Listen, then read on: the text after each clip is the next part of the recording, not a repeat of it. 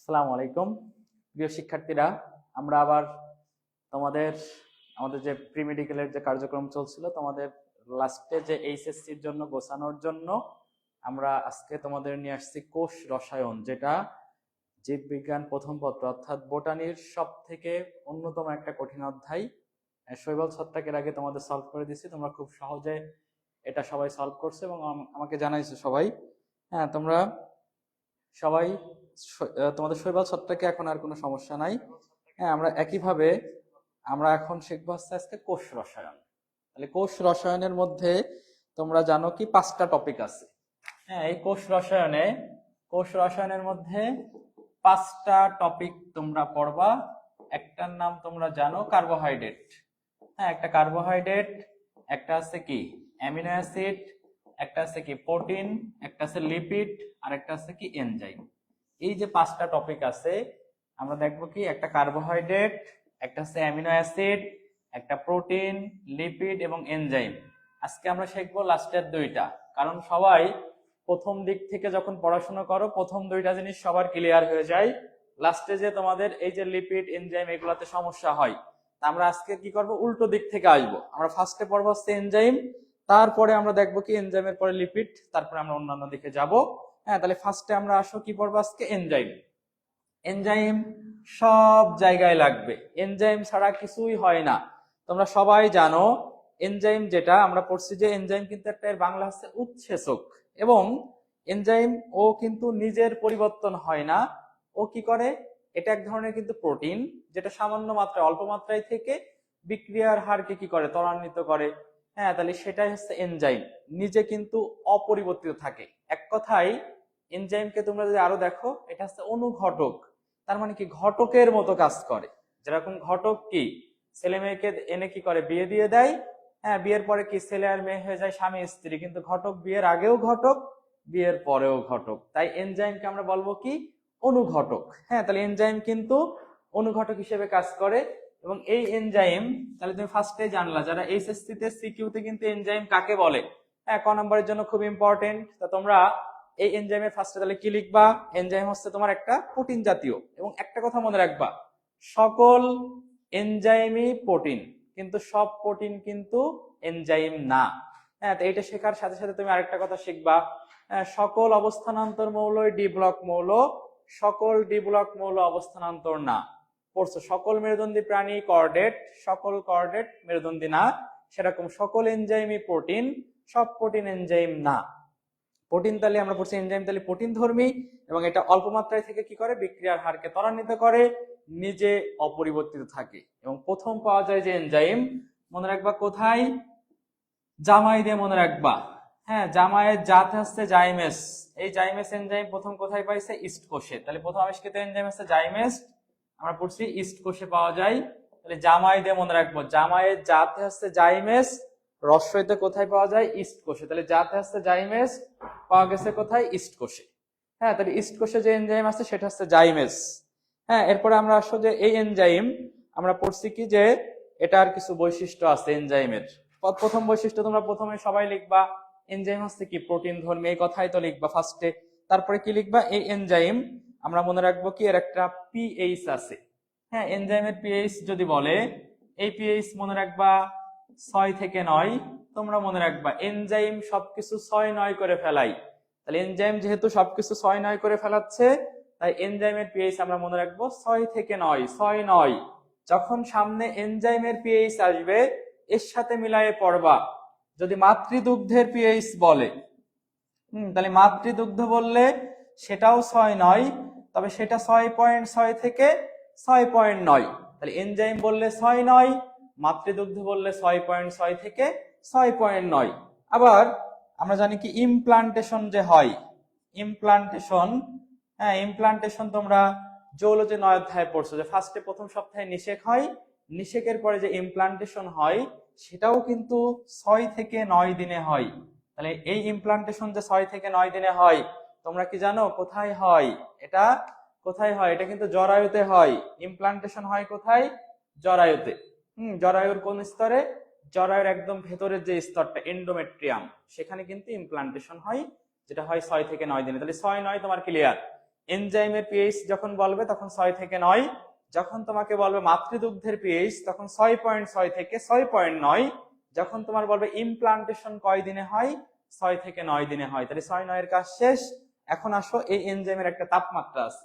হ্যাঁ, এনজাইমের তাপমাত্রা বললে 35 থেকে 40 ডিগ্রি সেলসিয়াস তাপে এরা ভালো কাজ করবে।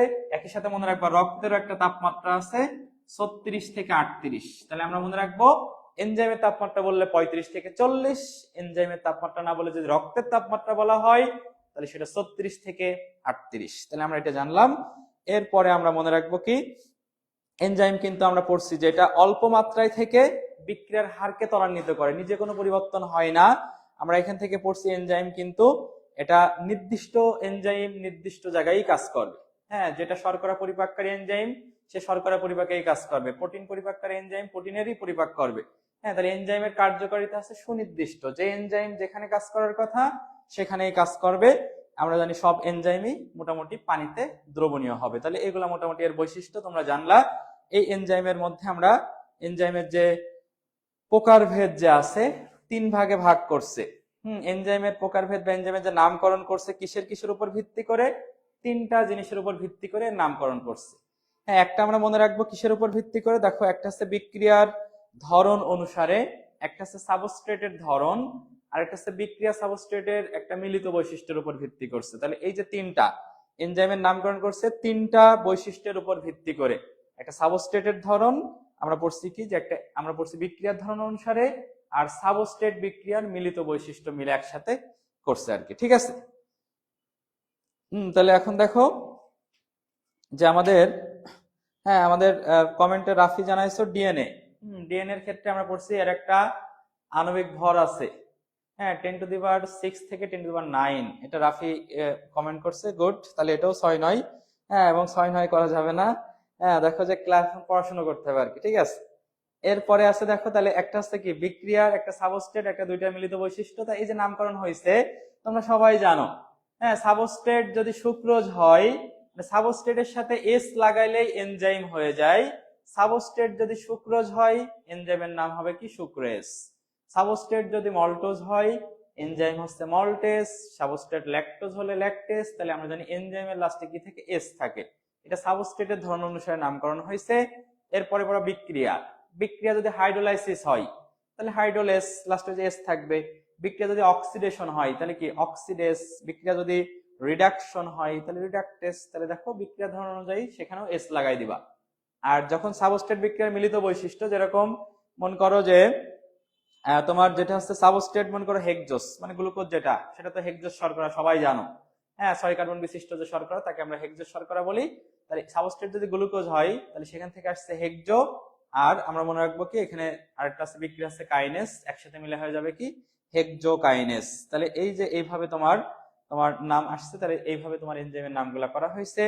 এই এনজাইমের মধ্যে আমাদের একটা গুরুত্বপূর্ণ জিনিস আছে কি প্রস্থেটিক গ্রুপ। এই প্রস্থেটিক গ্রুপ যেটা, প্রস্থেটিক গ্রুপের মধ্যে দুইটা জিনিস পাবো, একটা কোফ্যাক্টর আর একটা হচ্ছে কোএনজাইম। তাহলে প্রস্থেটিক গ্রুপে কি পাবো আমরা, কোফ্যাক্টর আর কি কোএনজাইম। তাহলে প্রস্থেটিক গ্রুপ যেটা, তাহলে প্রস্থেটিক গ্রুপ আমরা মনে রাখবো প্রস্থেটিক। তাহলে প্রস্থেটিক গ্রুপ কোফ্যাক্টর আর কি আছে কোএনজাইম। তাহলে এর মধ্যে দুইটা জিনিস পাবো, একটা কোফ্যাক্টর আর একটা হচ্ছে কোএনজাইম। তাহলে কোফ্যাক্টর কোএনজাইম এটা কিভাবে জানবা, দেখো এর মধ্যে ফার্স্ট কথা তোমরা সবাই প্রথমে পড়লা যে এনজাইম যারা তারা সবাই কি প্রোটিন ধর্মী। সকল এনজাইমই হচ্ছে প্রোটিন, আমরা আগেই পড়ছি। তাহলে ফার্স্টেই মনে রাখবা সব এনজাইমই প্রোটিন। তার মানে যে এনজাইম শুধুই প্রোটিন দিয়েই গঠিত, শুধুই প্রোটিন দিয়ে যদি গঠিত হয় কোনো এনজাইম, সেই এনজাইমকে বলা হয় সরল এনজাইম। তাহলে যেহেতু এনজাইম প্রোটিন ধর্মী এবং এর মধ্যে যে এনজাইম শুধুই প্রোটিন দিয়ে গঠিত তাকে বলবা সরল এনজাইম। আবার যেই এনজাইমের মধ্যে আমরা পড়ছি প্রোটিনের সাথে যদি একটা অপ্রোটিন বা নন প্রোটিন অংশ যুক্ত হয় তাহলে তখন সেটাকে বলবা কি, যেহেতু একটা যুক্ত হয়েছে তাই তার নাম হয়ে যাবে কনজুগেটেড প্রোটিন। তাহলে আমরা পড়ছি যখন শুধুই প্রোটিন দেওয়া হবে তখন সেটা সরল এনজাইম, যখন এই প্রোটিনের সাথে অপ্রোটিন অংশ যুক্ত হবে তার নাম হয়ে যাবে কি কনজুগেটেড প্রোটিন। অর্থাৎ এই কনজুগেটেড প্রোটিনের মধ্যে দুইটা অংশ আছে, একটা প্রোটিন অংশ, তাহলে যেটা কনজুগেটেড, হ্যাঁ তাহলে কনজুগেটেড যেটা বললা, তাহলে কনজুগেটেড এর মধ্যে তুমি দুইটা পাবা, একটা হচ্ছে কি প্রোটিন অংশ আর একটা হচ্ছে নন প্রোটিন বা অপ্রোটিন অংশ। তাহলে একটা প্রোটিন অংশ, একটা নন প্রোটিন বা অপ্রোটিন অংশ। তাহলে এই যে দুইটা অংশ আছে, সরলের মধ্যে কিন্তু এই দুইটা না, সরলের মধ্যে শুধুমাত্র কি প্রোটিন, আর যেটা হচ্ছে কনজুগেটেড তার মধ্যে একটা প্রোটিন আর একটা কি নন প্রোটিন। এবং এই কনজুগেটের মধ্যে প্রোটিন অংশকে বলা হচ্ছে কি অ্যাপোএনজাইম। কি বলবা? প্রোটিন অংশকে বলা হচ্ছে অ্যাপোএনজাইম আর নন প্রোটিন অংশকে বলা হচ্ছে প্রস্থেটিক গ্রুপ। তাহলে এটা হচ্ছে অ্যাপোএনজাইম আর যেটা হচ্ছে নন প্রোটিন অংশ সেটাকে বলা হচ্ছে প্রস্থেটিক গ্রুপ। তাহলে প্রস্থেটিক গ্রুপ, ঠিক আছে। এই প্রস্থেটিক গ্রুপ যেটা, তার মধ্যে আবার কোফ্যাক্টর কোএনজাইম কি হয়, যে এনজাইমের প্রস্থেটিক গ্রুপ যদি কোনো ধাতুর আয়ন হলে তখন সেটাকে বলা হচ্ছে কোফ্যাক্টর। তাহলে ধাতুর আয়ন যেটা মেটাল, হ্যাঁ কি কি যেরকম এর মধ্যে কি আছে, আয়রন 2+ আছে, ম্যাগনেসিয়াম 2+, হ্যাঁ জিঙ্ক 2+, এইগুলো যদি হয় তখন কি বলবা? কোফ্যাক্টর। আর যদি এটা ধাতুর আয়ন মানে মেটাল না হয়ে যদি কোনো জৈব রাসায়নিক পদার্থ হয়, তাহলে এনজাইমের প্রস্থেটিক গ্রুপ যদি জৈব রাসায়নিক পদার্থ হয় তখন সেটাকে বলা হচ্ছে কোএনজাইম। কোএনজাইমের মধ্যে কে আছে? ফ্যাট, ন্যাট, এটিপি এগুলো আছে। হ্যাঁ তাহলে তুমি প্রস্থেটিক গ্রুপ পড়লা। কোফ্যাক্টর কোএনজাইম কিভাবে হলো? আমরা পড়ছি যে একটা এনজাইমের যেটার মধ্যে শুধুই প্রোটিন আছে সেটা সরল এনজাইম, সহজ কথা। যার মধ্যে প্রোটিনের সাথে অপ্রোটিন অংশ আছে সেটা কনজুগেটেড। তাহলে কনজুগেটেডের দুইটা ভাগ, একটা প্রোটিন অংশ একটা অপ্রোটিন অংশ বা নন প্রোটিন। প্রোটিন অংশকে বলা হচ্ছে কি অ্যাপোএনজাইম আর নন প্রোটিন বা অপ্রোটিনকে বলা হচ্ছে প্রস্থেটিক গ্রুপ। এই প্রস্থেটিক গ্রুপ এটা যদি কোনো ধাতুর আয়ন বা মেটাল হয়, হ্যাঁ যেরকম কি পড়ছো, আয়রন 2+, ম্যাগনেসিয়াম 2+, আমরা পড়ছি জিঙ্ক 2+, এগুলা হলে তখন সেটা হচ্ছে কি কোফ্যাক্টর। যদি এটা যদি কোনো রাসায়নিক পদার্থ হয় তখন কোএনজাইম, ফ্যাট, ন্যাট, এটিপি আর কি, ঠিক আছে। এই যে ফ্যাট, ন্যাট, এটিপি, হ্যাঁ ফ্যাট এর পূর্ণরূপ কি পরীক্ষায় আসতে পারে? ফ্যাট মানে হচ্ছে কি ফ্লাভিন অ্যাডেনিন ডাইনিউক্লিওটাইড। হ্যাঁ তোমার যদি FMN বলে তাহলে ফ্লাভিন মনোনিউক্লিওটাইড, যদি বলে ন্যাড নিকোটিনামাইড অ্যাডেনিন ডাইনিউক্লিওটাইড, এই ন্যাডের সাথে যদি NADP হয়, হ্যাঁ এক্সট্রা পি যোগ হয়, তাহলে নিকোটিনামাইড অ্যাডেনিন ডাইনিউক্লিওটাইড ফসফেট যোগ হয়েছে। হ্যাঁ কোয়ে মানে হচ্ছে কোএনজাইমে, এটিপি মানে হচ্ছে অ্যাডিনোসিন ট্রাইফসফেট। তাহলে এগুলোর পূর্ণরূপ তোমরা বিভিন্ন সময় পড়ছো, হ্যাঁ আশা করি সবাই তোমরা এটা পারো, তাও একবার দেখে নিবা। এই এনজাইমের যে কাজের কৌশল, আমরা জানি কি এনজাইম হচ্ছে তালা চাবির মতো সুনির্দিষ্ট। এদের মধ্যে যে একটা অ্যাক্টিভ সাইট থাকে আর একটা সাবস্ট্রেট। এই যে অ্যাক্টিভ সাইট আর সাবস্ট্রেটের সম্পর্ক তোমার বইয়ের মধ্যে দেখবা, একটা ছবি দেওয়া আছে, তালা চাবির মতো সুনির্দিষ্ট বলছে আর কি। হ্যাঁ যে প্রথমে সাবস্ট্রেট শুধু এনজাইমের সক্রিয় স্থান অর্থাৎ অ্যাক্টিভ সাইটে যুক্ত হয়, হয়ে এনজাইম সাবস্ট্রেট একটা যৌগ সৃষ্টি করে। হ্যাঁ তাহলে তারপরে কি করে? দ্বিতীয় ধাপে যে এনজাইম সাবস্ট্রেট যৌগ ভেঙে নতুন পদার্থ সৃষ্টি হয়। দেখা যাচ্ছে কি নতুন একটা পদার্থ সৃষ্টি হলেও এনজাইম সে আগের মতোই আছে। তাহলে সাবস্ট্রেটের মধ্যে চেঞ্জ আসলো, এনজাইমের মধ্যে কিন্তু কোনো চেঞ্জ আসে নাই। তাহলে এটাই সেজন্যই বলছে কি যে এনজাইম কিন্তু অপরিবর্তিত থাকে, এবং এনজাইম আর সাবস্ট্রেট এদের কার্যকারিতা হচ্ছে তালাচাবির মতো সুনির্দিষ্ট। হ্যাঁ তো এর মধ্যে আমরা জানি কিছু কিছু পদার্থ আছে যেগুলা এনজাইমের কাজে বাধা ঘটায়, হ্যাঁ তাকে বলা হচ্ছে ইনহিবিটর বলা হয়। হ্যাঁ মনে রাখবা, যারা ইনহিবিট করবে মানে কি যারা ব্যাঘাত ঘটাবে বা যারা কি করতেছে কাজে বাধা দিচ্ছে তাদেরকে বলা হচ্ছে ইনহিবিটর। আর আমরা পড়ছি কিছু কিছু সময় এনজাইমে দেখা যাচ্ছে কি অ্যাক্টিভ সাইট আর সাবস্ট্রেট সঠিকভাবে ফিট হয় না। ফিট না হলে কি হয়, তখন সাবস্ট্রেট আর অ্যাক্টিভ সাইট যুক্ত হলে পুরো এনজাইমের আকার পরিবর্তন হয়ে যায় এবং এনজাইম সাবস্ট্রেটকে সঠিকভাবে অ্যাক্টিভ সাইটে ফিট করে নেয়। এই যে নিজেরা ফিট করে নিচ্ছে এটাকে ইনডিউস ফিট বলা হয়। যখন ওর সঠিকভাবে ফিট করছে অ্যাক্টিভ সাইটকে তখন সেটা ইনডিউস ফিট। আর আমরা পড়ছি যখন যারা বাধা দিচ্ছে, হ্যাঁ কাজ করতে যারা ঝামেলা করছে তারা হচ্ছে ইনহিবিটর বলা হয়।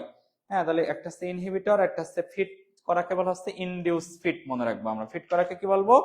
Induce fit. হ্যাঁ কিছু এনজাইম আছে যাদের একাধিক সাব ইউনিট থাকবে। তাহলে যে সকল এনজাইমে একাধিক সাব ইউনিট থাকবে তখন তাদের মধ্যে সহজেই তারা আকার আকৃতি এবং কাজ পরিবর্তন করতে পারবে, এরকম যে এনজাইম তাদেরকে বলা হচ্ছে অ্যালোস্টেরিক এনজাইম। হ্যাঁ তাহলে যাদের একাধিক সাব ইউনিট থাকে তারা সহজেই আকার বা কাজ পরিবর্তন করতে পারে, এ ধরনের এনজাইমকে বলা হচ্ছে অ্যালোস্টেরিক এনজাইম। এবং এদের মধ্যে আমরা পড়বো যে যারা এই অ্যালোস্টেরিক এনজাইমের কার্যকারিতাকে নিয়ন্ত্রণ করে তাদেরকে বলা হচ্ছে ইফেক্টর বলা হয়। হ্যাঁ, তাহলে যাদের একাধিক সাব ইউনিট থাকবে তারা হচ্ছে অ্যালোস্টেরিক এনজাইম। কেন? তারা হচ্ছে বিভিন্ন তাদের সবকিছু পরিবর্তন করতে পারছে এবং এই অ্যালোস্টেরিক এনজাইমের যে কার্যকারিতা যে নিয়ন্ত্রণ করছে তাকে বলা হচ্ছে ইফেক্টর। তাহলে এগুলো কথা এখান থেকে জানতে হবে। এই এনজাইমকে তার গঠন বৈশিষ্ট্যের উপর ভিত্তি করে ভাগ করছে দুইটা, একটা হচ্ছে সরল এনজাইম আর একটা হচ্ছে যৌগিক, যেটাকে বলা হচ্ছে সংযুক্ত। তাহলে একটা সরল আর একটা সংযুক্ত। এটা কিসের উপর ভিত্তি করে ভাগ করছে? এটা তোমার গঠন বৈশিষ্ট্যের উপরে। সরল এনজাইম তুমি মনে রাখবা সুক্রেস, অক্সিডেস, এগুলো সব সরল এনজাইম। তাহলে সরল এনজাইম আমরা দুইটা মনে রাখবো, একটা সুক্রেস আর একটা হচ্ছে অক্সিডেস। সরল বললে সুক্রেস, অক্সিডেস। আর যেটা সংযুক্ত বা যেটাকে বলা হচ্ছে কি তোমার যৌগিক, তার মধ্যে আছে ফ্যাট আর ন্যাট। তাহলে ফ্যাট মানে হচ্ছে ফ্লাভিন অ্যাডেনিন ডাইনিউক্লিওটাইড, ন্যাট মানে নিকোটিনামাইড অ্যাডেনিন ডাইনিউক্লিওটাইড। তাহলে এই দুইটা হচ্ছে কি সংযুক্ত বা যৌগিক এনজাইম। সরল বললে আমরা পড়ছি কি সুক্রেস, অক্সিডেস। ঠিক আছে, এরপরে তুমি দেখবা কি ধরনের বিক্রিয়াকে প্রভাবিত করে, এর উপর ভিত্তি করে এনজাইমকে অনেকগুলো ভাগ করছে। এর মধ্যে আমরা IUB অনুসারে এনজাইমের প্রকারভেদটা পড়ে ফেলবো, এটাই আমাদের লাগবে 6 প্রকার। তাহলে মনে রাখবা IUB অনুযায়ী এনজাইম কয় প্রকার আমরা পড়বো? 6 প্রকার। এই এনজাইম 6 প্রকারের নাম মনে রাখবা ওটি হিল। কি মনে রাখবা? ওটি হিল। তোমাদের যারা আমরা অ্যামিনো অ্যাসিড যাদেরকে পড়াইছি, তোমাদের এর আগে ক্লাস নিয়েছিলাম, অ্যামিনো অ্যাসিডের মধ্যে একটা জিনিস শিখাইছিলাম যে অত্যাবশ্যকীয় অ্যামিনো অ্যাসিড পড়াইছিলাম এমটিভি পিল। ওখানে পড়ছিলাম এমটিভি পিল, অত্যাবশ্যকীয় অ্যামিনো অ্যাসিড। আর প্রাপ্তবয়স্কদের ক্ষেত্রে 8টা হচ্ছে অত্যাবশ্যকীয় আর 12টা হচ্ছে অনাত্যাবশ্যকীয়। তো সেই 8টা পড়ছিলাম এমটিভি পিল দিয়ে। আর এখন পড়বা IUB অনুযায়ী এনজাইম 6 প্রকার ওটি হিল। তাহলে একটা হচ্ছে এমটিভি পিল আর একটা হচ্ছে ওটি হিল, একসাথে মিলাবা। হ্যাঁ, এখানের ওটি হিল মানে কি? ওতে কি মনে রাখবা? অক্সিডো রিডাকটেস। তাহলে ওতে কি পড়বো আমরা? অক্সিডো রিডাকটেস। তাহলে অক্সিডো রিডাকটেস, তাহলে অক্সিডো রিডাকটেস একটা। টিতে হচ্ছে ট্রান্সফারেস। হ্যাঁ, তাহলে ট্রান্সফারেস আমরা মনে রাখবো। এইচতে হাইড্রোলেস। হ্যাঁ, তাহলে হাইড্রোলেস বা হাইড্রোলাইটিক এনজাইম। হ্যাঁ, আমরা পড়ছি আইতে হচ্ছে আইসোমারেস। হ্যাঁ, আমরা পড়বো এলতে হচ্ছে লাইএস আর একটা হচ্ছে লাইগেস। তাহলে আমরা মনে রাখবো ওটি হিল। তাহলে দেখো ওতে অক্সিডো রিডাকটেস, টিতে ট্রান্সফারেস। হ্যাঁ, আমরা পড়ছি ওতে অক্সিডো রিডাকটেস, টিতে ট্রান্সফারেস, এইচতে হাইড্রোলেস বা হাইড্রোলাইটিক এনজাইম। আমরা পড়ছি আইতে হচ্ছে আইসোমারেস, এলতে হচ্ছে লাইএস একটা, আর একটা এলতে হচ্ছে লাইগেস। তাহলে এই 6টা IUB অনুযায়ী এনজাইম যে 6 প্রকার, সেই 6টা জানলা ওটি হিল দিয়ে। তোমরা অ্যামিনো অ্যাসিড পড়ার সময় পড়বা এমটিবি পিল মানে হচ্ছে এমতে মেথিওনিন, টিতে হচ্ছে থ্রিওনিন, টিতে ট্রিপ্টোফ্যান, ভিতে ভ্যালিন, পিতে ফিনাইল অ্যালানিন, আইসোলিউসিন, লিউসিন আর লাইসিন। হ্যাঁ, তাহলে এই 8টা হচ্ছে তোমার অত্যাবশ্যকীয় amino acid. Methionine, threonine, tryptophan, valine, phenyl alanine, isoleucine, leucine, lysine. MTB পিল গেল। আর এনজাইম বললে ওটি হিল, অক্সিডো রিডাকটেস, ট্রান্সফারেস, হাইড্রোলেস বা হাইড্রোলাইটিক এনজাইম, আইসোমারেস, এলতে লাইএস, লাইগেস। সবার লাস্টে দেখো এজ আছে। আর পড়ছি সাবস্ট্রেটের ধরন অনুযায়ী কি লাস্টে এস লাগাই দিলে এনজাইম হয়ে যায়। ঠিক আছে, এরপরে আছে কি দেখো এই এনজাইমের, এরপর আমরা দেখবো হচ্ছে তোমার এই প্রত্যেকটা এনজাইমের মধ্যে এগুলা তোমার বিস্তারিত এখানে আমাদের ভাবে লাগে না, খালি নামগুলা জানলা। এরপরে আমাদের পর্ব হচ্ছে কি যে এনজাইমের কার্যকারিতা প্রভাবক সমূহ যেগুলো আছে, এটা অলরেডি পড়ে ফেলাইছো কয়েকটা কথা। যে এনজাইম তাপমাত্রা, কোন তাপমাত্রায় বেশি ভালো কাজ করে আগেই পড়ছো, 35 থেকে 40। হ্যাঁ, পিএইচ পড়ছো, পিএইচ 6 থেকে 9 এর মধ্যে থাকে। এখানে কয়েকটা পিএইচ দেওয়া আছে। হ্যাঁ, তাহলে এনজাইমের দেখো অনেকগুলা পিএইচ দেওয়া আছে। এটা আমরা মনে রাখবো পিসুট দিয়ে। কি দিয়ে মনে রাখবো? পিসুট। মনে রাখবা পিসুট 2, 2 দুগুণা 4 মানে 4.5, তারপরে 5, 7, 8। তাহলে পিসুট হচ্ছে 2, 4.5, 5, 7, 8 পিসুট। হ্যাঁ, বলেন না যে যারা অপরিচ্ছন্ন তাদেরকে পিসুট বলে বিভিন্ন এলাকায়। তুমি পিসুট দিয়ে মনে রাখবা। পিতে পেপসিন, পেপসিনের পিএইচ কত 2। আই থাকছে পি সুটের আই থাকছে ইনভার্টেস, তাহলে আই দেখে মনে রাখবা ইনভার্টেস হচ্ছে 4.5। এস থেকে সেলোবায়েস, সেলোবায়েসের ক্ষেত্রে 5, ইউ হচ্ছে ইউরিয়াস 7, আমরা পড়ছি কি লাস্টে টি হচ্ছে টিপসিন হচ্ছে 8, টিপসিন 8। তাহলে আমরা এই পিএইচ গুলো মনে রাখবো এবং আমরা এনজাইমের পিএইচ 6 থেকে 9 এর মধ্যে থাকে, এটা আগে থেকেই জানি। কিছু কিছু ধাতু আছে যারা এনজাইমের কি করে, এনজাইমের কার্যক্ষমতা বাড়িয়ে দেয়, আবার কিছু আছে এনজাইমের কার্যক্ষমতা কমিয়ে দেয়।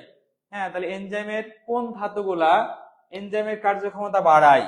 মনে রাখবা বাড়ায় হচ্ছে, মনে রাখবা মামা কণে, মামা কণে হচ্ছে বাড়াই। তাহলে মামা কণে বাড়াই আর আজকে কমাই, আজকে কি করে কমাই। তাহলে মামা কণে বাড়াই আজকে কমাই। তাহলে মামা কণে বাড়াই মানে কি, মামার এক মাথা হচ্ছে ম্যাগনেসিয়াম, এক মাথা হচ্ছে ম্যাঙ্গানিজ, আর পড়ছি কণেতে কোতে মনে রাখবা কোবাল্ট আর নেত হচ্ছে নিকল। হ্যাঁ, তাহলে এই চারটা এরা হচ্ছে বাড়াই কার্যক্ষমতা, আজকে কমাই, আজকে তাহলে আস্তে আস্তে এজি, বটকে যেতে আবার কি জিঙ্ক, কমাইতে হচ্ছে কপার। তাহলে এই যে সিলভার, কপার আর জিঙ্ক এর হচ্ছে কি করে কার্যক্ষমতা কমায়, তার মানে আজকে কমাই, মামা কণে বাড়াই। তাহলে এই মামা কণের এই চারটা কার্যক্ষমতা বাড়াচ্ছে, আমরা পড়ছি আজকে কমাচ্ছে। এরপর আমরা আসবো জৈবিক কার্যক্রমে এনজাইমের ব্যবহার। এই জায়গাটাও খুব ইম্পর্টেন্ট, এখানে কয়েকটা এনজাইমের যে ব্যবহার দেওয়া আছে জৈবিক কার্যক্রমে। দেখো এই এনজাইম গুলা কিভাবে কাজ করতেছে। ফার্স্টেই দেওয়া আছে কার নাম। হ্যাঁ, দেখো এখানে কয়েকটা জৈবিক কার্যক্রমে যে এনজাইমের ব্যবহার, তার মধ্যে ফার্স্টে আমরা মনে রাখবো সেলুলেস যে এনজাইম। হ্যাঁ, সেলুলেস, এই সেলুলেস এনজাইম কিন্তু আমাদের নাই, এজন্য কিন্তু আমরা সেলুলোজকে হজম করতে পারি না। হ্যাঁ, এজন্য ঘাস টাস কিন্তু এরা গরুদের আছে আর কি, গরু ছাগলের, সেজন্য ওরা ঘাস এগুলা হজম করতে পারে, আমরা কিন্তু পারবো না। এই যে সেলুলেস যে এনজাইম, এ কিসে কিসে কাজ করে, তো তুমি একটা কথা মনে রাখবা, সেলুলোজের যদি ব্যবহার বলে তুমি খালি মনে রাখবা কফি। সেলুলোজের কথা কি মনে রাখবা? কফি মনে রাখবা। তাহলে এই যে সেলুলোজ, প্রথমে যে কফি পড়লা, তারপরে কফির ফতে এবার পড়বা হচ্ছে ফলের জুস। তাহলে প্রথমে পড়লা কফি, কফির ফতে হচ্ছে কি পড়লা ফলের জুস। জুস মানে কি, আমরা পড়ছি জুস তো তরল পানীয়। হ্যাঁ, তাহলে আমরা মনে রাখবো কি বিভিন্ন ধরনের পানীয়, জুস মানে তাহলে পানীয়, যেহেতু তাহলে বিভিন্ন ধরনের পানীয়তে। তাহলে ফার্স্টে আমরা পড়লাম কফির প্রক্রিয়াজাতকরণে কফি, কফি থেকে চলে আসলাম কোথায়, ফতে আসছে কি ফলের জুস, ফলের জুসতে আমরা চলে আসলাম, জুস মানে কি পানীয় মানে তরল, তাহলে বিভিন্ন পানীয় উৎপাদনে। তাহলে পানি থেকে চলে যাবা কি পানির পথ হচ্ছে পাউডার, পানির পথে আমরা পড়বো কি পাউডার, পাউডার কোথায়, যে ডিটারজেন্ট পাউডার। হ্যাঁ, তাহলে ডিটারজেন্ট পাউডার যেহেতু, তাহলে সেটা কি করবে বিভিন্ন লন্ড্রি ডিটারজেন্ট। তাহলে পাউডার মানে ওয়াশিং পাউডার, আর পাউডার ওয়াশিং পাউডার মানে কি সেটা লন্ড্রি ডিটারজেন্ট, ডিটারজেন্ট। হ্যাঁ, তাহলে লন্ড্রি ডিটারজেন্ট। তাহলে দেখো সবগুলাই মোটামুটি হয়ে গেছে। তাহলে আমরা পড়ছি যে আবার পথে আরেকটাও আছে পাউডার, শুধু পাউডার না, পথ আছে পেপার এন্ড পাল্প, তাহলে পেপার পাল্প। হ্যাঁ, তাহলে পেপার পাল্পে, ঠিক আছে। তাহলে সবগুলাই দেখো হয়ে গেছে পেপার এন্ড পাল্পে, অর্থাৎ আমাদের এগুলাতে। তার মানে লন্ড্রির পাউডার, ওয়াশিং পাউডার বা লন্ড্রির ডিটারজেন্ট, ডিটারজেন্ট কোথায় ব্যবহার করা হয়, বস্ত্র শিল্প। হ্যাঁ, তাহলে বস্ত্র শিল্প হচ্ছে ডিটারজেন্ট। তাহলে দেখো সবগুলা হয়ে গেছে। তাহলে সেলুলেস একটা এনজাইম, আমরা জানি সেলুলেস কোন কার জন্য কাজ করে, সেলুলোজকে ভাঙে। সেলুলোজ হচ্ছে সাবস্ট্রেট, তার সাথে এস লাগাই দাও, সেলুলেস, সেটা কি বানায়, প্রথমে সেলোবায়েস বানায়, সেলোবায়েজের উপরে কাজ করে সেলোবায়োস, এই সেলোবায়োসের উপরে কাজ করে সেলোবায়েজ, সেখান থেকে হয় কি গ্লুকোজ। তাহলে এই যে কাজ করতেছে, এবং এর ব্যবহার কোথায় কোথায়, প্রথমে কফি, কফির ফতে আসছে কি ফলের জুস, জুস মানে কি পানীয়, পানীয়র পথে আবার কি পেপার এন্ড পাল্প, আবার কি powder, washing powder, washing powder কোথায় ব্যবহার করা হয়, লন্ড্রি ডিটারজেন্টে, ডিটারজেন্টে কি ধোয়া হয়, বস্ত্র শিল্প। তাহলে আমরা এগুলাতে আমরা পড়ছি, এগুলো হচ্ছে তোমার সেলুলোজের ব্যবহার। এরপর আছে কি প্রোটিয়াস, প্রোটিয়াস আমরা জানি কি যেটা প্রোটিনকে ভাঙে, পথে প্রোটিয়াস, পথে প্রোটিন ভেঙে কি বানাই, পলিপেপটাইড। হ্যাঁ, তাহলে প্রোটিয়াস যেটা প্রোটিন থেকে অ্যামিনো অ্যাসিড বানায় আর কি, প্রথমে প্রোটিয়াস আমরা জানি। তাহলে প্রোটিওলাইটিক এনজাইম যারা, এর মধ্যে কি আছে, এর মধ্যে পেপসিন আছে। হ্যাঁ, তাহলে পেপসিন, পেপসিন, প্যাপেইন আর টিপসিন। হ্যাঁ, তাহলে পেপসিন, প্যাপেইন আর টিপসিন, এই তিনজন হচ্ছে প্রোটিয়াস এনজাইম। তাহলে প্রোটিয়াসের মধ্যে কি আছে? পেপসিন, প্যাপেইন আর কি ট্রিপসিন। Pepsin, papain, trypsin. এবং এই প্রোটিয়াস কি করছে? প্রোটিনকে ভেঙে অ্যামিনো অ্যাসিড বানায়। তুমি জানো যে আমাদের খাদ্যের যে উপাদান আছে 6টা, জটিল যে 3টা খাবার আছে তার মধ্যে প্রোটিন একটা। সেই প্রোটিন থেকে সরল উপাদান কি হয়? Amino acid. সেটা করতে কে সাহায্য করে? এই প্রোটিয়াস এনজাইম। এর মধ্যে কারা আছে? পেপসিন, প্যাপেইন আর ট্রিপসিন। আমরা মনে রাখবো এটা কোথায় ব্যবহার করা হয়? জীববিজ্ঞানের মৌলিক গবেষণায়। খুবই ইম্পর্টেন্ট। প্রোটিয়াস আছে তোমার জীববিজ্ঞানের মৌলিক গবেষণায়।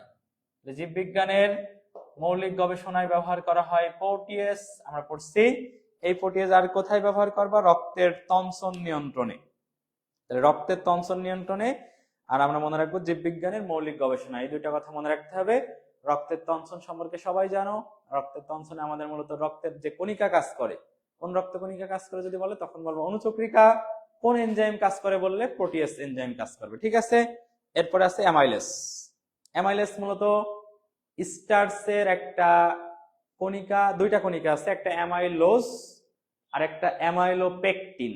স্টার্চের কণিকা কয়টা? এটা আমরা এই অধ্যায়ের প্রথমে যখন কার্বোহাইড্রেট পড়ব তখন আমরা জানবো যে স্টার্চের দুইটা কণিকা আছে।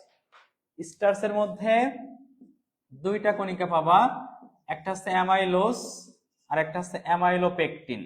তাহলে একটা অ্যামাইলোজ আর একটা অ্যামাইলোপেকটিন। হ্যাঁ, তাহলে অ্যামাইলোজ আর অ্যামাইলোপেকটিন এই যে আছে, এই অ্যামাইলোজ ছোট তাই কম আছে 22%, অ্যামাইলোপেকটিন 78% আছে। তাই অ্যামাইলোজের জন্য যে এনজাইম কাজ করবে তার নাম হচ্ছে অ্যামাইলেস। তাহলে অ্যামাইলেস মূলত কিসে কাজ করছে? স্টার্চের ক্ষেত্রে কাজ করছে, যেহেতু স্টার্চের একটা কণিকা। হ্যাঁ, এবং স্টার্চ থেকে আমরা কি পাই? স্টার্চ থেকে কিন্তু বিয়ার মদ। তাহলে তুমি ফার্স্টে এর ব্যবহারে একটা মনে রাখবা কি, স্টার্চ থেকে যেহেতু বিয়ার মদ তৈরি করে, তাহলে স্টার্চ থেকে বিয়ার মদ। তারপরে আমরা মনে রাখবো আর কি, এটা কাপড়ের বাসন কোসন থেকে স্টার্চ অপসারণের জন্য। হ্যাঁ, তারপরে তোমার ইয়ার ক্ষেত্রে আমাদের জটিল স্টার্চকে সরল চিনি বানাতে আমাদের এই অ্যামাইলেস ব্যবহার করা হবে। এবং আমরা আরেকটা কথা মনে রাখবো, প্যানক্রিয়াটিক এনজাইম রিপ্লেসমেন্ট থেরাপিতে এই অ্যামাইলেস। তাহলে অ্যামাইলেস এনজাইমটা কোথায় ব্যবহার? ফার্স্ট কথা স্টার্চ থেকে বিয়ার মদ তৈরিতে। দ্বিতীয় কথা তোমার যে কাপড় এবং বাসন কোসন থেকে স্টার্চ অপসারণের ক্ষেত্রে। হ্যাঁ, জটিল স্টার্চ থেকে সরল চিনি পরিণত করতে প্যানক্রিয়াটিক এনজাইম রিপ্লেসমেন্ট থেরাপিতে। শেষ। ক্যাটালেস। এরপরে এনজাইমের নাম কি? ক্যাটালেস। এই ক্যাটালেস সবাই পড়ছো। কোথায় পড়ছো? ক্যাটালেস পড়ছিলা যে ইয়ার ক্ষেত্রে তোমার ক্যাটালেস এনজাইম আমরা পড়ছিলাম প্রথম অধ্যায়ে। হ্যাঁ, কোষের গঠনের মধ্যে তোমরা যখন পারঅক্সিসোম পড়ছিলা তখন তোমরা ক্যাটালেস পড়ছিলা যে পারঅক্সিসোমের মধ্যে ওই যে H2O2 আমরা পড়ছিলাম হাইড্রোজেন পারঅক্সাইড যে উৎপন্ন হয় পানি আর অক্সিজেন মিলে। হ্যাঁ, তো সেটা কিন্তু বিষতুল্য, সেটাকে ভাঙে কে? এই ক্যাটালেস এনজাইম। তাহলে এটা কিন্তু আমরা আগে থেকে জানি, যখন কোষের মধ্যে পানি আর অক্সিজেন বিক্রিয়া করে তখন একসাথে মিলে হাইড্রোজেন পারঅক্সাইড তৈরি হয়। এই হাইড্রোজেন পারঅক্সাইড দেহের জন্য ক্ষতিকর, এটা বিষতুল্য। এটাকে ভেঙে দেয় কে? ক্যাটালেস এনজাইম। তাহলে কে ভাঙবে? ক্যাটালেস এনজাইম। তাহলে ক্যাটালেস এনজাইম ফার্স্টে মনে রাখবা, এটা যেহেতু H2O2 যেহেতু বিষাক্ত ক্ষতিকর, তাহলে যখন পনির তৈরি করে, দুধ থেকে যে পনির তৈরি করে সেখান থেকে হাইড্রোজেন পারঅক্সাইডকে অপসারণ করতে ক্যাটালিস্ট ব্যবহার করা হয়। কাপড় থেকে হাইড্রোজেন পারঅক্সাইডকে অপসারণ করতে, মানে এক কথায় H2O2 কে অপসারণ করতে এই ক্যাটালিস্ট এনজাইম ব্যবহার করা হয়। হ্যাঁ, এবং চোখের কন্টাক্ট লেন্স পরিষ্কারকের কাজে এই ক্যাটালিস্ট এনজাইম ব্যবহার করবে। তাহলে ক্যাটালিস্টের ব্যবহার জানলা। তারপরে আছে জাইমেস। জামাই দিয়ে আমরা প্রথমে পড়ছি, জামাইয়ের জাতে জাইমেস। রস্বইতে কোন কোষে পাওয়া যায়? ইস্ট কোষে। এটা প্রথম আবিষ্কৃত এনজাইম।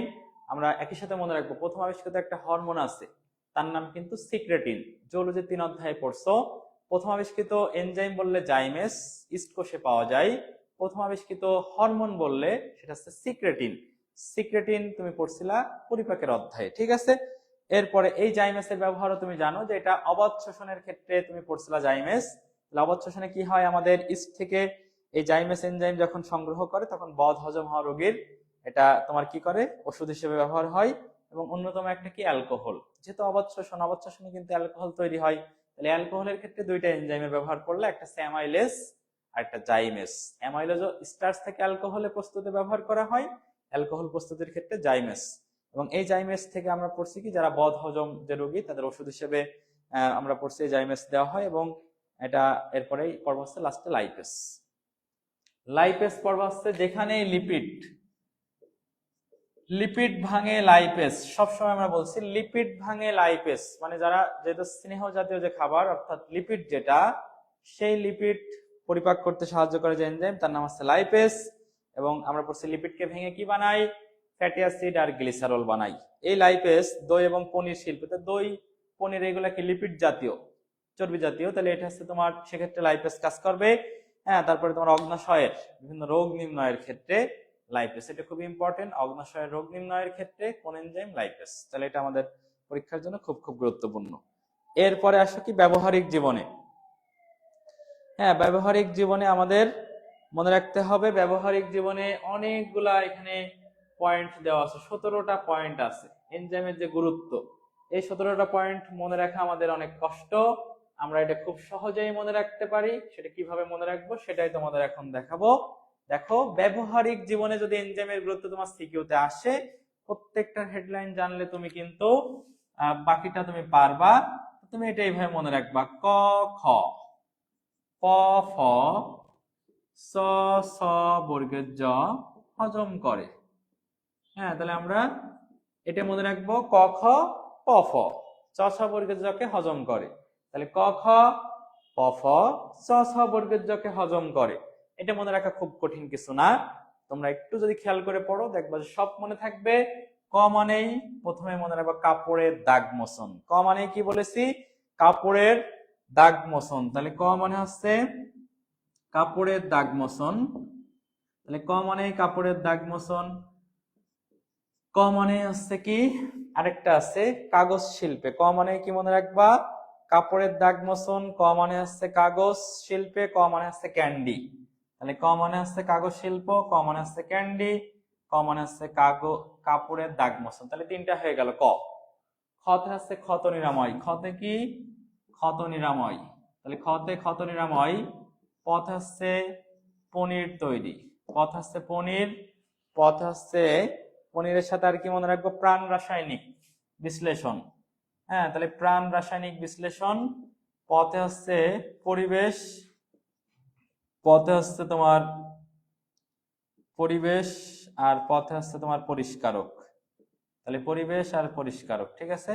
তাহলে আমরা পদে চারটা মনে রাখবো, পথে হচ্ছে পনির তৈরি, পথে প্রাণ রাসায়নিক বিশ্লেষণ, পথে হচ্ছে তোমার পথে পরিবেশ সংরক্ষণ, আর পথে হচ্ছে তোমার পথে আরো একটা আছে কি বললাম, পরিবেশ, আর একটা হচ্ছে পরিষ্কারক। তাহলে পথে পরিষ্কারক, পথে হচ্ছে পরিবেশ সংরক্ষণ। শেষ চারটা। পথে ফলের রস। তাহলে পথে হচ্ছে ফলের রস, আর পথে হচ্ছে ফটোগ্রাফিক। হ্যাঁ, তাহলে ফলের রস আর কি, ফটোগ্রাফি। চথে হচ্ছে চামড়া, চামড়ার লোম মুক্ত। চথে হচ্ছে চথের চিকিৎসা, চামড়া চিকিৎসা। ছতে চোখের ছানির অপারেশন, ছানির অপারেশন। বর্গে যেতে হচ্ছে জমাট রক্ত গলানো, জমাট রক্ত গলানো, আর জীব প্রযুক্তি, জীব প্রযুক্তি। হ্যাঁ, আর হজমটা হচ্ছে হজম সংশোধন, আর করের রথ হচ্ছে রাবার শিল্প। হ্যাঁ, তাহলে রাবার শিল্প। তাহলে দেখো সবগুলা পয়েন্ট হয়ে গেছে। তাহলে তুমি যদি একটু কষ্ট করে এগুলা খেয়াল রাখো, যে তোমার যদি বলে যে ব্যবহারিক জীবনে এনজাইমের গুরুত্ব কি কি, ফার্স্টেই করবা ক খ প ফ চ ছ বর্গের জকে হজম করে। কতে হচ্ছে কাপড়ের দাগ মোচন, কতে ক্যান্ডি, কতে কাগজ শিল্প। কাপড়ের দাগ মোচন, ক্যান্ডি, কাগজ শিল্প। খতে হচ্ছে ক্ষত নিরাময়। হ্যাঁ, পথে পনির, পথে প্রাণ রাসায়নিক বিশ্লেষণ, পথে হচ্ছে তোমার পরিবেশ সংরক্ষণ, পথে পরিষ্কারক। ফতে আমরা পড়ছি ফলের রস, ফতে ফটোগ্রাফিক শিল্প। তারপরে চতে হচ্ছে চামড়ার লোম মুক্তকরণ, চতে চিকিৎসা। ছতে ছানির অপারেশন মানে চোখের ছানির অপারেশন। বর্গীয়তে হচ্ছে কি তোমার জমাট রক্ত গলানো, আর জীব প্রযুক্তি। হজমতে হজম সংশোধন, আর লাস্টে করের রথ হচ্ছে রাবার শিল্প। দেখো সবগুলা 17টা পয়েন্ট তোমার মাথার মধ্যে গেঁথে গেছে। এর মধ্যে কয়েকটা থেকে একটু জানবো, যে ফলের রস, যেটা যে পড়ছো ফতে ফলের রস, এই ফলের রসের ঘোলাটে ভাব দূর করতে যে কাজ করে তার নাম হচ্ছে পেকটিন। এটা একটু মনে রাখবে। এর সাথে এক্সট্রা যে ফলের রসের ঘোলাটে ভাব দূর করতে কাজ করে হচ্ছে পেকটিন। এরপরে পনির যেটা পড়ছো, পনির তৈরিতে কাজ করে কে, রেনিন। পনির যেহেতু দুধ থেকে হয়, দুগ্ধ আমিষের ক্ষেত্রে তোমরা জানো কাজ করে রেনিন, তাই পনির তৈরিতে মনে রাখবে হচ্ছে রেনিন। এরপরে পড়বা হচ্ছে চোখের ছানির অপারেশন। এই যে ছানি, সতে ছানি যেটা পড়ছি আমরা, এই চোখের ছানির অপারেশনের জন্য কাজ করে কে? ট্রিপসিন। ট্রিপসিন কিন্তু তুমি একটু আগে পড়ে আসলে যে ট্রিপসিন যার পিএইচ 8, এটা কিন্তু চোখের ছানির অপারেশনে কাজ করে। আর ওইদিকে জমাট রক্ত গলানোর ক্ষেত্রে যে কাজ করে তার নাম হচ্ছে ইউরোবাইলেস। তাহলে এই যে জমাট রক্ত গলানো এর জন্য কাজ করে হচ্ছে ইউরোবাইলেস। ওইদিকে পড়লা রক্ত জমাট বাঁধতে যে তোমার এনজাইমটা কাজ করে ক্লট করতে, সেটার নাম হচ্ছে কি? প্রোটিয়েস। হ্যাঁ, রক্ত জমাটের জন্য যে ফ্যাক্টর গুলো কাজ করে তার নাম হচ্ছে ক্লটিং ফ্যাক্টর। এই ক্লটিং ফ্যাক্টর গুলোকে যে ক্ষরণ করে তার নাম হচ্ছে অনুচক্রিকা। অর্থাৎ রক্ত জমাট বাঁধার ক্ষেত্রে রক্তকণিকা বললে অনুচক্রিকা। ওইদিকে পড়ছো যে রক্তের হচ্ছে তোমার এনজাইমের ক্ষেত্রে যে কাজ করে সেটা হচ্ছে প্রোটিয়েস। এখন তুমি পড়লা যেটা তোমার ইউরোবাইলেস, যেটা এটা জমাট রক্ত গলানোর ক্ষেত্রে কাজ করে, ইউরোবাইলেস। ঠিক আছে, এরপরে তাহলে আমাদের এনজাইম ক্লিয়ার। এরপরে আসো কি? লিপিড। তাহলে এনজাইমের পরে কি আছে? লিপিডে আসো। এনজাইমের আগের টপিকটা হচ্ছে লিপিড। আমরা আজকে একটু অন্যভাবে পড়ছি, যে যেহেতু প্রথমে আমাদের কার্বোহাইড্রেট, তারপরে অ্যামিনো অ্যাসিড, তারপর প্রোটিন আছে, এগুলা কিন্তু আমরা এইভাবে পড়ে পড়ে অভ্যাস, সেজন্য আমরা কিন্তু প্রথমগুলা খুব ভালো পারি। এই লাস্টের দিকে আমাদের এনার্জি কমে যায়, তাই আমরা ফার্স্টে আজকে লাস্টের দিক থেকে শুরু করছি। তোমরা সবাই লিপিডের মধ্যে চলে আসো। লিপিডও খুবই সহজ, লিপিড এখানে খুব বেশি কঠিন না। এই অধ্যায়ে আমাদের প্রোটিনটা একটু বেশি কঠিন আমার মনে হয়। লিপিডের মধ্যে আমরা সবাই জানি যেটা স্নেহ জাতীয় পদার্থ।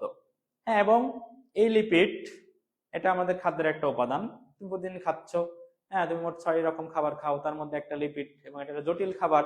হ্যাঁ, তাহলে এই যে লিপিড বা স্নেহ জাতীয় যে খাবার, এর মধ্যে কি কি থাকবে? মনে রাখবা সিএইচও থাকবে। যদিও সিএইচও মানে কিন্তু একসাথে যদি করি তাহলে কার্বোহাইড্রেট বোঝায়। এখানে সি মানে কার্বন, এইচ মানে হাইড্রোজেন, ও মানে অক্সিজেন। এই তিনটা যে আছে একসাথে সমন্বয়ে গঠিত স্নেহ জাতীয় যে পদার্থ তাকে বলবো হচ্ছে লিপিড।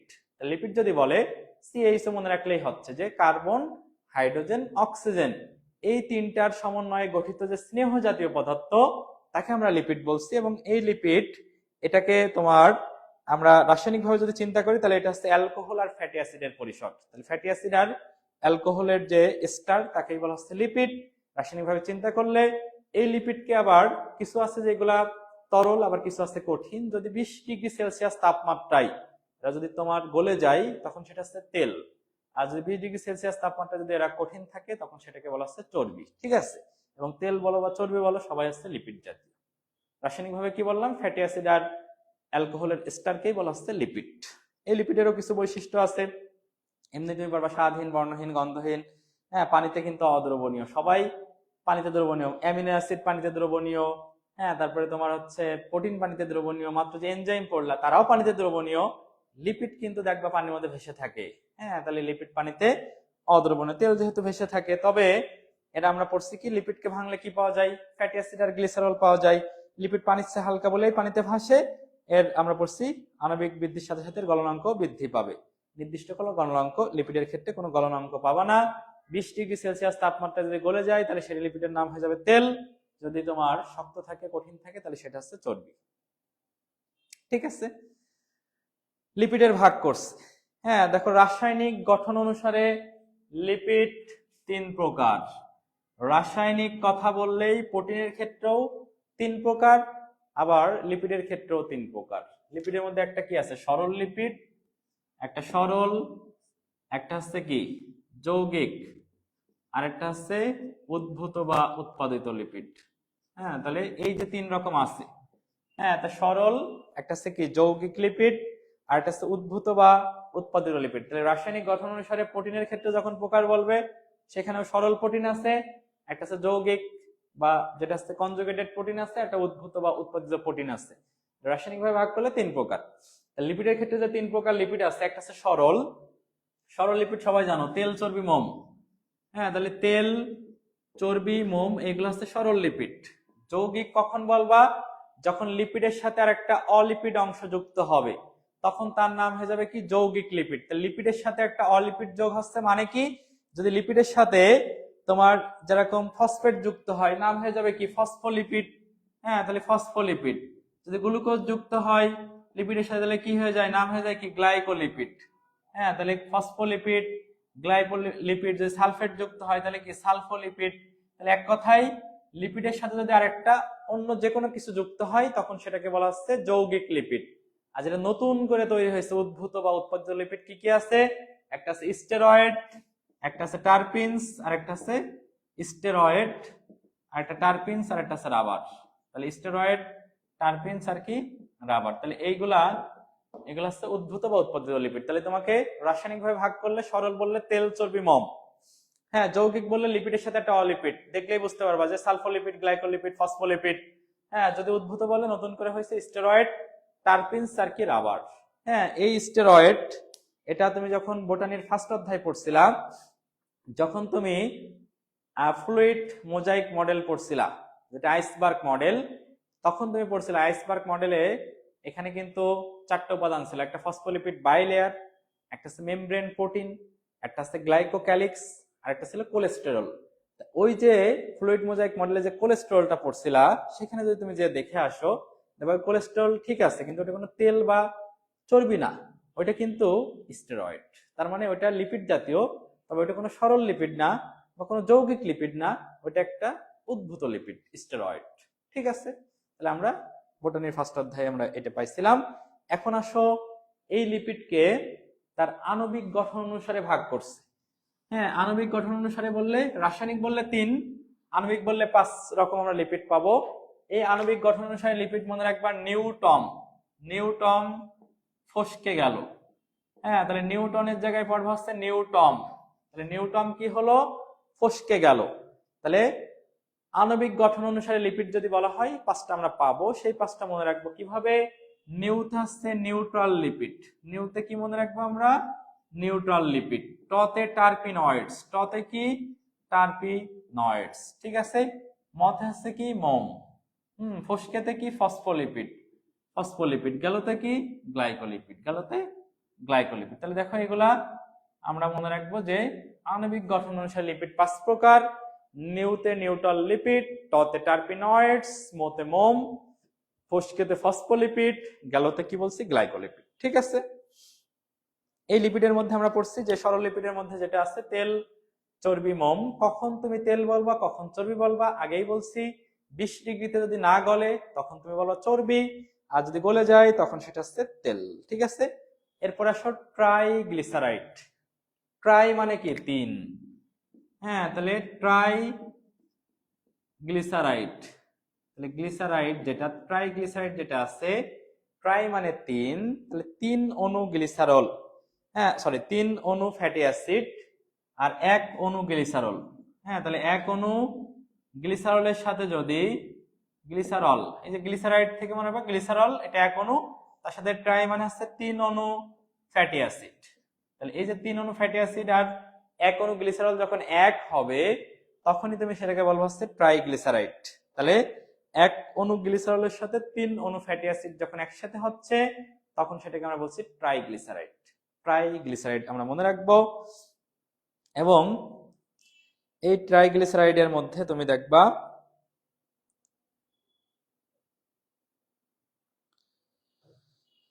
হ্যাঁ, তাহলে 1 অণু গ্লিসারলের সাথে আমরা পড়ছি 3 অণু, তাহলে 1 অণু গ্লিসারলের সাথে 3 অণু ফ্যাটি অ্যাসিড একসাথে মিলে কি হয়? ট্রাইগ্লিসারাইড। ঠিক আছে। তাহলে 1 অণু গ্লিসারলের সাথে 3 অণু ফ্যাটি অ্যাসিড মিলাই আমরা পড়ছি ট্রাইগ্লিসারাইড।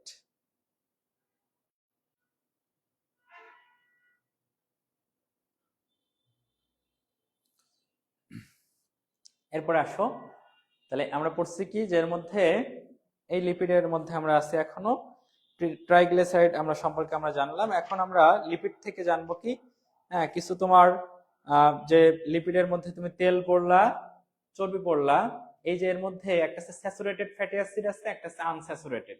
এটা কিভাবে মনে রাখবা? যদি এরকম হয় যে ফ্যাটি অ্যাসিড চেইনের মধ্যে কোনো ডাবল বন্ড না থাকে, তাহলে ফ্যাটি অ্যাসিড যে পড়লা যে 3 অণু ফ্যাটি অ্যাসিড 1 অণু গ্লিসারল মিলে ট্রাইগ্লিসারাইড, এখানে যে ফ্যাটি অ্যাসিড চেইনের মধ্যে কোনো ডাবল বন্ড না থাকে, তাহলে ডাবল বন্ড না থাকলে সেটাকে বলা হচ্ছে আনস্যাচুরেটেড ফ্যাটি অ্যাসিড।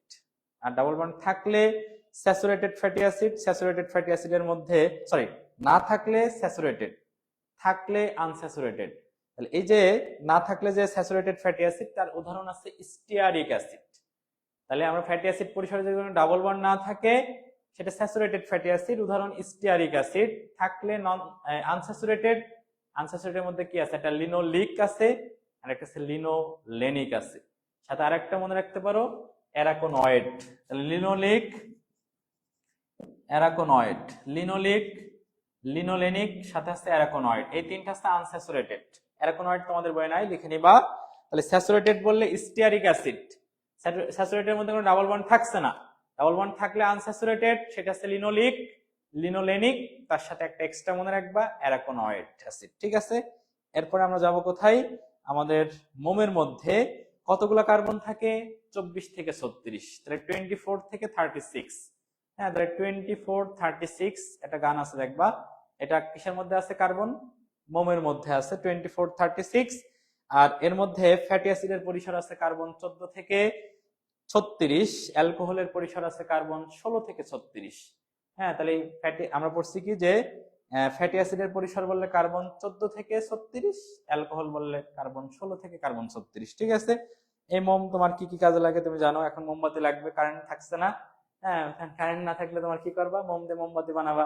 ঠিক আছে, মোম কোথায় পাবা? মৌমাছির চাকে পাবা। ঠিক আছে, বিভিন্ন প্রসাধনী শিল্পে, তারপরে তোমার লিপস্টিক টিক এগুলা মোম দিয়ে বানানো যায় আর কি। ঠিক আছে, মোম দিয়ে বানায় আর কি। ঠিক আছে, হ্যাঁ, এরপর আসলে যৌগিক লিপিড। যৌগিক লিপিডে আমরা বলছি কি যে লিপিডের সাথে একটা অলিপিড অংশ থাকবে, যেরকম ফার্স্টে আসে ফসফোলিপিড। তাহলে লিপিডের সাথে ফসফেট যোগ হলে তার নাম হয়ে যাবে কি? ফসফোলিপিড। তাহলে লিপিড আর ফসফেট একসাথে যুক্ত হলে ফসফোলিপিড। এই ফসফোলিপিড শনাক্ত হয়েছে 5 প্রকার। এই ফসফোলিপিডের খবর তুমি পড়ছিলা কোথায়? প্রথম অধ্যায়ে কোষ ঝিল্লি পড়ার সময় সেখানে ছিল। এই ফসফোলিপিড শনাক্ত হয়েছে 5 ধরনের, এর মধ্যে 4টা জটিল, একটা সরল। তাহলে একটা হচ্ছে সরল আর 4টা জটিল। এই সরলটার নাম হচ্ছে ফসফোটাইডিক অ্যাসিড। ফসফোটাইডিক অ্যাসিড, এটা হচ্ছে সরল। আর জটিল আছে 4টা। এই জটিলের মধ্যে একটার নাম আছে লেসিথিন, একটার নাম কি? লেসিথিন, একটার নাম সেফালিন। হ্যাঁ, লেসিথিন, সেফালিন। একটা আছে প্লাজমালোজেন, প্লাজমালোজেন। আরেকটা আছে কার্ডিওলিপিন, কার্ডিওলিপিন। তাহলে এই যে 5টা যে ফসফোলিপিড শনাক্ত হয়েছে, তার মধ্যে একটা সরল, সরলটার নাম ফসফোটাইডিক অ্যাসিড। জটিলের মধ্যে তোমাদের এই দুটো কমন, লেসিথিন আর সেফালিন সবসময় পড়ছো, সাথে প্লাজমালোজেন আর কার্ডিওলিপিন। যার মধ্যে এই সেফালিন, এ কোথায় থাকে? রক্তের অনুচক্রিকায় থাকে। কোথায় থাকে? অনুচক্রিকায়। অনুচক্রিকায় কেন থাকে? অনুচক্রিকায় নিউক্লিয়াস থাকে না। নিউক্লিয়াস যেহেতু থাকে না, তার পরিবর্তে লেসিথিন নামক ফসফোলিপিড থাকে। লোহিত রক্তকণিকায় নিউক্লিয়াসের পরিবর্তে চলে আসে হিমোগ্লোবিন, আর শ্বেত রক্তকণিকায় সবসময় নিউক্লিয়াস থাকে। অনুচক্রিকায় যেহেতু কোনো সময় নিউক্লিয়াস থাকে না, তার পরিবর্তে একটা ফসফোলিপিড থাকে, তার নামই সেফালিন। এবং সেফালিন একটা জটিল ফসফোলিপিড, আমরা এটা মনে রাখবো। এবং এই জন্যই ফসফোলিপিড কিন্তু রক্তের তঞ্চনে কাজ করে, কারণ অনুচক্রিকায় তো রক্তের তঞ্চন করে। তাই জন্য তুমি এখানে দেখবা এই ফসফোলিপিডের কাজের মধ্যে কি আছে, এরা কিন্তু রক্তের তঞ্চনে কিন্তু ভূমিকা রাখে। তাহলে ফসফোলিপিড একটা, দেখো এটা রক্ত জমাট বাঁধতে সাহায্য করে। এরপর আছে গ্লাইকোলিপিড। গ্লাইকোলিপিড তুমি জানো, গ্লুকোজ প্লাস লিপিড মিলে হয় কি? গ্লাইকোলিপিড। তাহলে গ্লুকোজ আর লিপিড যখন একসাথে হয় সেটা হচ্ছে গ্লাইকোলিপিড, গ্লাইকোলিপিড। আর গ্লুকোজ এর সাথে যে প্রোটিন যুক্ত হয়, তাহলে গ্লুকোজ আর প্রোটিন মিলে হয় কি? গ্লাইকোপ্রোটিন। আর এই গ্লাইকোলিপিড আর গ্লাইকোপ্রোটিন মিলে হয় গ্লাইকোক্যালিক্স। তাহলে এটাও আমরা গ্লাইকোক্যালিক্স, এটাও কোথায় পড়ছি? এটাও আমরা ওই যে কোষ ঝিল্লির ওখানে ওই যে ফ্লুইড মোজাইক মডেলে পড়ছিলাম। যখন glucose plus lipid glycolipid, glucose plus protein glycoprotein. আর গ্লাইকোপ্রোটিন আর গ্লাইকোলিপিড যদি একসাথে থাকে তখন সেটাকে বলা হচ্ছে গ্লাইকোক্যালিক্স। ঠিক আছে, এরপরে আসো কি আমাদের গ্লাইকোলিপিড, এরপরে আছে কি সালফোলিপিড। যদি সালফারের সাথে যুক্ত হয় তাহলে সালফোলিপিড। আর লিপিড আর প্রোটিন যদি এক হয় তখন হয়ে যাবে কি? লিপোপ্রোটিন। যে লিপোপ্রোটিন তোমার কোষের অঙ্গাণুর গাঠনিক উপাদান হিসেবে কাজ করে, মাইটোকন্ড্রিয়াতে ইলেকট্রন ট্রান্সপোর্ট চেইনের সাথে জড়িত থেকে শক্তি উৎপাদনের ভূমিকা রাখে লিপোপ্রোটিন। হ্যাঁ, তাহলে লিপোপ্রোটিন তোমার এখানে পড়ছিলা। এরপর আছে লিপিড, এর মধ্যে আমরা দেখবো উদ্ভূত বা উৎপাদিত লিপিড, যার মধ্যে একটা পড়ছে স্টেরয়েড, একটা পড়ছে টারপিনস, আর একটা হচ্ছে রাবার। এই যে স্টেরয়েড, যখন স্টেরয়েডের মধ্যে এক বা একাধিক হাইড্রক্সিল গ্রুপ থাকে তখন সেটাকে আর স্টেরয়েড বলা হয় না, স্টেরল বলা হয়। এই জন্য দেখবা কোলেস্টেরয়েড বলা হয় না, কিন্তু বলা হয় কি? কোলেস্টেরল।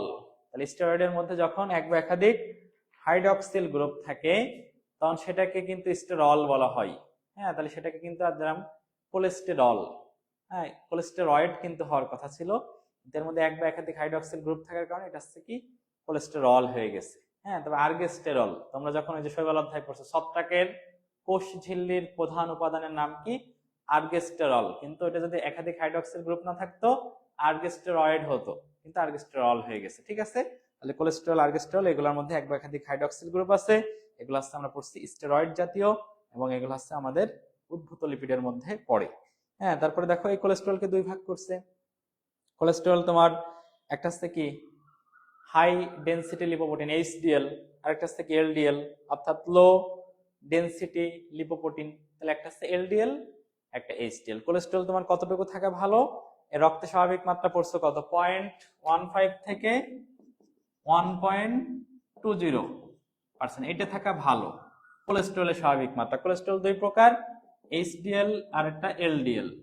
আমরা পড়ছি এইচডিএল বেশি থাকা ভালো, এলডিএল লো তাই কম থাকা ভালো। এইচডিএল হাই, তাহলে হাই থাকলে ভালো, আর এলডিএল যেহেতু লো, লো থাকা ভালো। এটা কত বেশি থাকা ভালো? 40-এর বেশি থাকা ভালো। এবং এই এইচডিএল এটা মেয়েদের মহিলাদের বেশি থাকে, তাই মহিলাদের হৃদরোগ কম হয়, হৃদরোগের ঝুঁকি কম থাকে, তাহলে এই এইচডিএল বেশি থাকার কারণে। ঠিক আছে, তাহলে আমাদের এই যে এইচডিএল, এলডিএল আরো দুইটা আছে, একটা আছে তোমার ট্রাইগ্লিসারাইড আর একটা আছে টোটাল কোলেস্টেরল। হ্যাঁ, তাহলে একটা আছে টোটাল কোলেস্টেরল আর একটা আছে ট্রাইগ্লিসারাইড। তাহলে এর মধ্যে তুমি মনে রাখবা, হ্যাঁ, ট্রাইগ্লিসারাইড আর total cholesterol, triglyceride total cholesterol মনে রাখবা।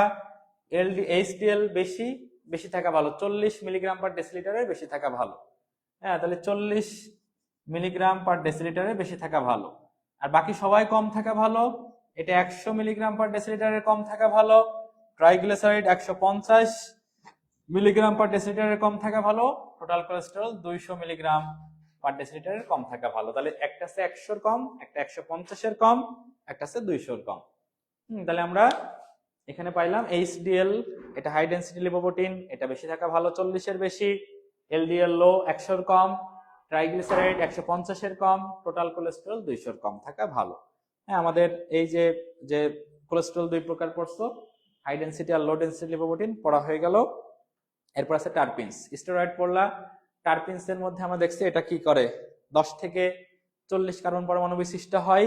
টারপিনস তুমি পড়বা কি, এটা পুদিনা, তুলসী এগুলাতে উদ্যায়ী তেল হিসেবে টারপিনস ব্যবহার করা হয়। তাহলে পুদিনা, তুলসীতে উদ্যায়ী তেল হিসেবে টারপিনস ব্যবহার করা হয়। সুগন্ধি প্রসাধনী এবং বার্নিশের কাজে টারপিনস ব্যবহার করা হয়, এটুকু জানবা। রাবারের মধ্যে 3000 থেকে 6000 কার্বন থাকে। রাবার কি প্রায় 80% শিল্পের সাথে রাবার জড়িত। 80 দিয়ে অনেক কিছু আছে। হ্যাঁ, তাহলে এখানে 80% শিল্পের সাথে রাবার জড়িত। বোটানির 9 অধ্যায়ে পড়ছো যে তোমার পাইরুভিক অ্যাসিডের মধ্যে 80% শক্তি জমা থাকে। এই দুইটা বোটানিতে 80 পড়ছো। ওইদিকে জুলজিতে পড়ছো কবুতর ভালোবাসি তাই ক্রোমোজোম 80। হ্যাঁ, আমাদের জিনগত কারণে স্থূলতা হয় 80 ভাগ ক্ষেত্রে। হ্যাঁ, আমরা পড়ছি কি আমাদের বৃক্ক বর্জ্য নিষ্কাশন করে 80%, আমাদের নিরেট অস্থি 80%, অক্ষীয় কঙ্কাল 80টা। হ্যাঁ, আমাদের মস্তিষ্কের প্রধান অংশ সেরেব্রাম, সেটাও কিন্তু 80%। তাহলে অনেকগুলো 80 পড়ছো। বিশ্বের আমরা শিল্পের সাথে 80% শিল্পের সাথে রাবার জড়িত। ঠিক আছে, কিছু ভিন্ন ধর্মের লিপিড আছে, তার মধ্যে একটা আছে ক্যারোটিনয়েডস। এই ক্যারোটিনয়েডস কিন্তু একটা আলোক শোষণকারী পিগমেন্ট। ক্যারোটিনয়েডসটা খুবই ইম্পর্টেন্ট পড়বা। আলোক শোষণকারী পিগমেন্ট, যেটা বিটা ক্যারোটিন পাতায় আলোক শক্তি শোষণ করে কিসে সাহায্য করে? সালোক সংশ্লেষণে, ফটোসিনথেসিসে। এবং এই বিটা ক্যারোটিন আলো অনুধাবন করে, যেহেতু আলো অনুধাবন করছে, আলো মানে কি ফটো, তাহলে ফটোট্রপিজম ঘটাচ্ছে। তাহলে বিটা ক্যারোটিন আলো অনুধাবন করে কি করছে? ফটোট্রপিজম ঘটায়। আমরা মনে রাখবো, তাহলে ফটোট্রপিজম কে ঘটায় বলতো? Beta carotene. তাহলে ফটোট্রপিজম ঘটাচ্ছে কে? Beta carotene. মানবদেহে বিটা ক্যারোটিন ভেঙে দুই অণু ভিটামিন এ তৈরি হয়, এবং আমরা পড়ছি সেখান থেকে রডোপ্সিন তৈরি হয়। রডোপ্সিন আমরা পড়ছি রড কোষের মধ্যে, আর আরেকটা আছে কোন কোষ, সেখানে আছে আয়োডোপ্সিন বা ফটোপ্সিন আছে। হ্যাঁ, তাহলে আমরা পড়ছি চোখে আছে দুইটা, একটা রড কোষ, একটা কোন কোষ। রড কোষ তোমরা পড়ছিলা রাতে দেখতে সাহায্য করে, মানে সাদা কালো প্রতিবিম্ব দেয়। কোন কোষ কিন্তু উজ্জ্বল আলোতে, রঙিন আলোতে দেখতে সাহায্য করে। তাহলে এই যে ভিটামিন এ তৈরি করছে, যেটা রডোপ্সিন তৈরি হয়। রডোপ্সিন আমাদের দৃষ্টিশক্তি দান করে। এই বিটা ক্যারোটিন কোথায় বেশি পাবা? হ্যাঁ, বিটা ক্যারোটিন 3টা জায়গায় পাবা। আমরা একটা টমেটো, ডিমের কুসুম আর একটা গাজর, সবগুলো দেখবো হলুদ হলুদ। গাজর, ডিমের কুসুমও কিন্তু হলুদ, টমেটোও কিন্তু হলুদ। ঠিক আছে, তাহলে এইগুলাতে কি পাবা? বিটা ক্যারোটিন পাবা। এরপরে আছে স্টেরয়েড। স্টেরয়েডের মধ্যে দুইটা আমরা হরমোন পাবো, একটা হচ্ছে কি দেখো, একটা টেস্টোস্টেরন আর একটা আছে কি এস্ট্রোজেন। একটা আছে এস্ট্রোজেন, একটা টেস্টোস্টেরন। আমরা জানি টেস্টোস্টেরন হচ্ছে পুরুষের হরমোন, এস্ট্রোজেন কিন্তু মেয়েদের হরমোন, এবং এগুলা বয়ঃসন্ধিকালের হরমোন। আমরা এগুলা মনে রাখবো। ভিটামিন আমরা জানি ভিটামিনকে দুই ভাগ করা হয়েছে, একটা আছে পানিতে দ্রবণীয় আর একটা আছে চর্বিতে দ্রবণীয় বা পানিতে অদ্রবণীয়। পানিতে দ্রবণীয় ভিটামিন কি কি আছে মনে রাখবে? বিতে বলদ, সিতে তাকে পানিতে চুবাইছো, তাহলে বলদরে কি করছো? পানিতে চুবাইছো। তাহলে ভিটামিন বি আর তার সাথে সি, এরা দুইজন পানিতে দ্রবণীয়।